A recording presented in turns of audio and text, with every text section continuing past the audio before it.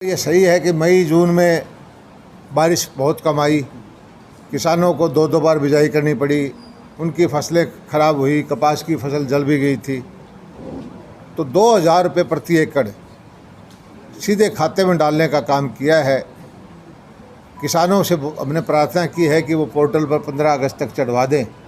कोई भी फसल उन्होंने बोई हो, चाहे बाजरा बोया हो, कपास बोया हो, धान बोया हो या मूंग हो, सीधा एक मुश्त प्रति एकड़ 2000 रुपये उनके खाते में हम डाल देंगे।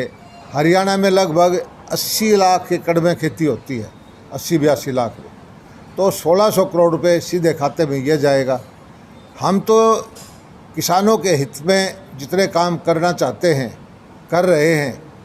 कोई सरकार किसी भी पार्टी की हो, हमारा मुकाबला नहीं कर पाई।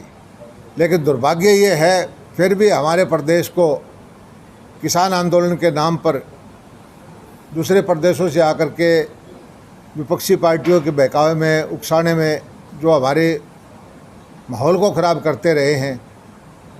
मैं ये कहना चाहता हूँ कि वो सरकारें हमारा अनुसरण करें, जो फैसले हमने किए हैं वो लागू करके दिखाएं।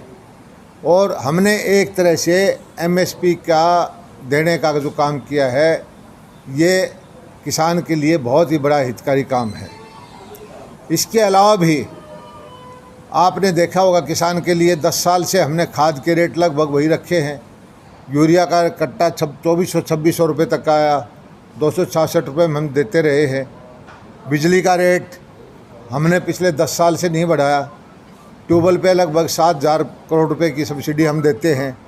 माइक्रो इरिगेशन पर 85% हम सब्सिडी देते हैं।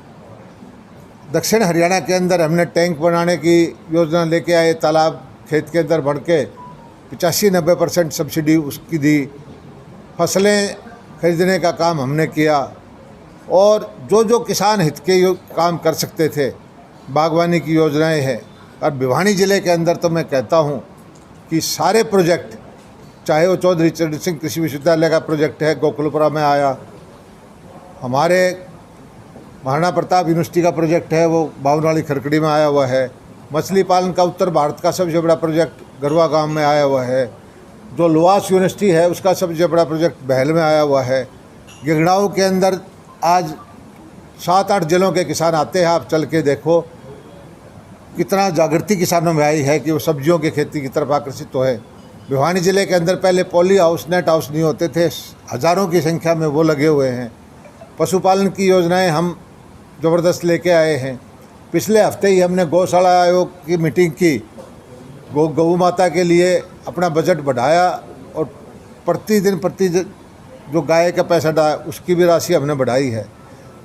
ग्रामीण भारत के अंदर रहने वाला, चाहे किसान हो चाहे मजदूर हो, हर वर्ग के लिए हम ज़ोरदार काम कर रहे हैं। और हमें पूरा भरोसा है कि हमारा ये ग्रामीण भारत है, ग्रामीण हरियाणा है, किसान वर्ग है, मजदूर वर्ग है, ये इन चीज़ों को ध्यान में रख के हमारा समर्थन कर रहा है।